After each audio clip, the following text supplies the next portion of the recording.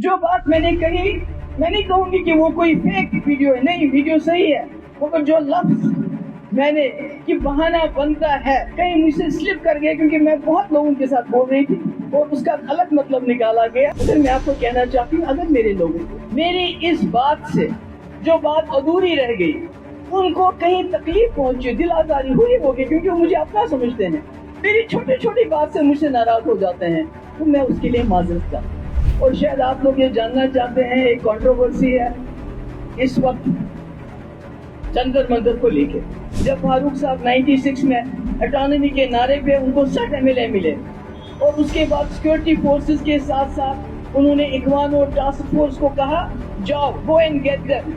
National conference ऐसे इस वक्त उसको पेश कर रही है जैसे उमर साहब ने कल का, जैसे अफजल गुरु की फांसी में मैंने साइन किया था, जैसे मकबूल भट्ट की फांसी में मैंने साइन किया था, जैसे कश्मीरियों को गोली मारो मैंने कहा था।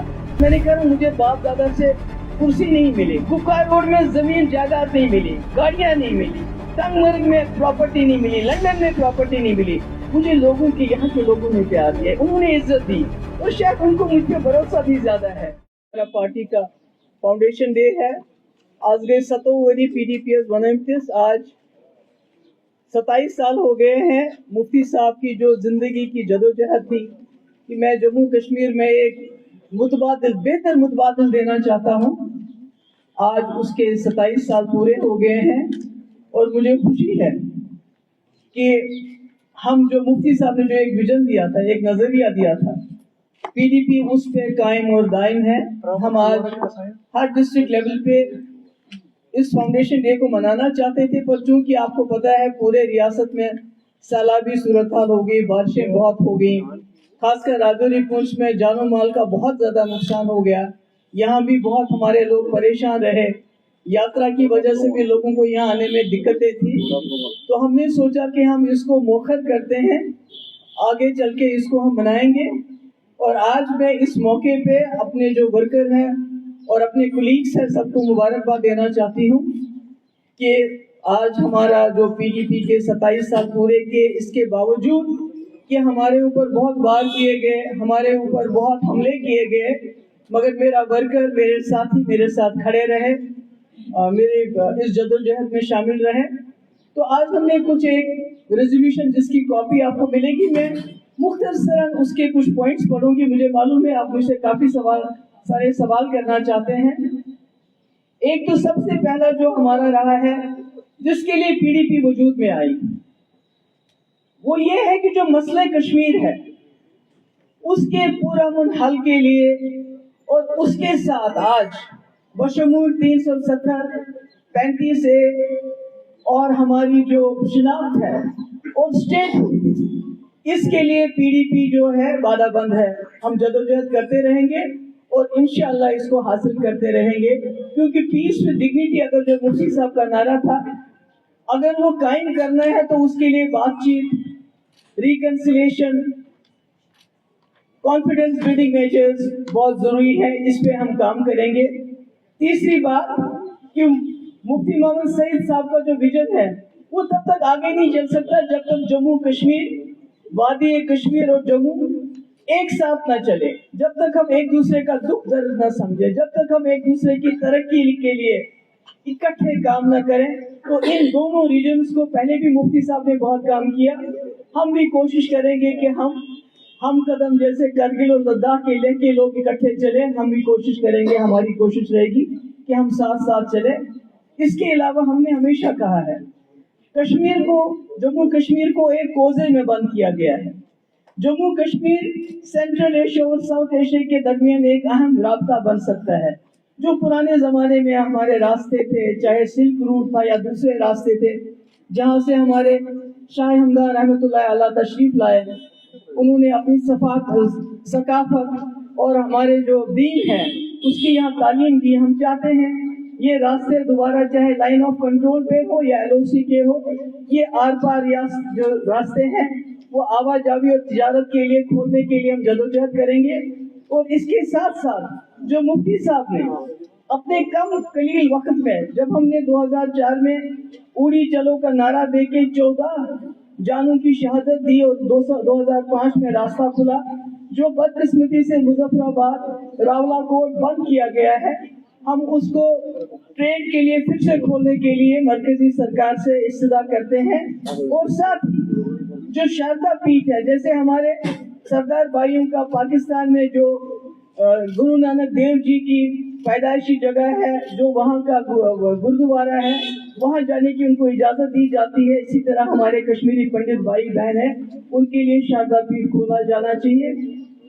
और तमाम सियासी कैदी और जो ज़ैर हिरासत अफराद हैं, उनकी रिहाई का मुतालबा बहुत साल से करते रहे हैं। जो अंडर ट्रायल्स हैं, जो खामखा में PSA UAPA के अंदर उनको बंद रखा और उनकी कार्रवाई भी नहीं होती, 5-5, 6-6 साल से कुछ नहीं होता है। और जिनकी कार्रवाई होके जिनको बेल मिलती भी है, जमानत मिलती भी, जैसे शबीर शाह साहब ने, सुप्रीम कोर्ट ने जमानत दी, उसके बावजूद बंद है। इनमें से कई लोग जैसे जमात इस्लामी के लीडर हैं, जैसे मियां क़य्यूम साहब हैं, बहुत बीमार है और उनकी बीमारी का हम सुनते हैं। मगर जो आम खाम घरों से गरीब बच्चे इस वक्त मुल्क की मुख्तलिफ जेलों में बंद हैं, अंडर ट्रायल है, उनकी कोई अदालती कार्रवाई नहीं हो रही, वो बीमार हैं, उनकी बात कोई नहीं करते हैं। हम उस पर भी मरकजी सरकार को कहना चाहते हैं, उस पर नजरसानी करनी चाहिए और जब तक इनका केस प्रूव हो जाए, इनको बेल पे रिहा किया जाना चाहिए। इसके अलावा जिन इलाकों में मिलिटेंसी कम हो गई है, जैसे कि खुद गवर्नमेंट ऑफ इंडिया बार बार ये कहती है कि जम्मू कश्मीर में मिलिटेंसी ना के बराबर है, तो हम गवर्नमेंट ऑफ इंडिया को इस्तदा करते हैं कि वहां से आर्मी को निकाल के बैरक्स में वापस भेजा जाए। ये कोई नई बात हम नहीं कर रहे हैं, ये बात हम बहुत पहले से करते आए हैं और आज इसको हम रिपीट कर रहे हैं।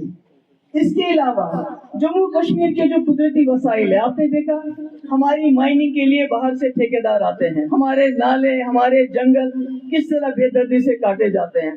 हमारा सबसे बड़ा वसाइल हमारे पानी के जखीरे, जिसको इस्तेमाल करके बिजली पैदा होती है और सारी बिजली पूरे मुल्क में जाती है, पर हमें इतनी महंगी बिजली मिलती है जिसका कोई हिसाब किताब नहीं है। हम मरकजी सरकार से ये भी डिमांड रखते हैं कि या तो हमें उसके बदले मुआवजा मिले या कम से कम 2 पावर प्रोजेक्ट हमें ट्रांसफर किया जाए, क्योंकि उमर साहब ने वादा तो किया था 200 यूनिट बिजली मैं फ्री दूंगा, वो तो नहीं दे दी उन्होंने। मगर कम से कम अगर हमें मुआवजा या पावर प्रोजेक्ट वापस मिले तो हमारी कई जो मुश्किलात हैं वो दूर हो सकती हैं। और इसके साथ पीर पंचायत और चुनाव वैली में काफी देर से डिमांड रही है कि हमारा अलग एडमिनिस्ट्रेटिव डिवीजन बनना चाहिए। हम इस मांग को दोबारा दोहराते हैं ताकि वहां भी जो डेवलपमेंट है पूरी तरह से हो जाए और कश्मीरी पंडितों की वापसी हम चाहते हैं बाइज्जत तरीके से, उसके लिए हम पूरी कोशिश करते रहेंगे। और जो ईरान और दूसरे इस वक्त मुस्लिम ममालिक में जो जंगी सूरत हाल है, हम इस वक्त उनके साथ खड़े हैं और हम चाहते हैं कि ये जो खून खराबा हो रहा है इसको बंद किया जाए, तमाम लोग जो हैं अपनी जिंदगी आराम से गुजारे। और सबसे आखिर में 5 अगस्त जिस दिन हमसे सब कुछ छीना गया है, जिसके बारे यहाँ बात करना खत्म हो गया है। आप लोग तो शायद भूल जाएंगे, जब आप लोगों को भी जाती हुई है तो हमने आवाज उठाई, मगर 5 अगस्त के दिन हमारे तमाम लोग जितने भी यहाँ बैठे हैं अपने अपने डिस्ट्रिक्ट में 370 की बहाली के लिए, मसले कश्मीर के पुरअमन हल के लिए, 35A की बहाली के लिए एक पुरअमन धरना देंगे।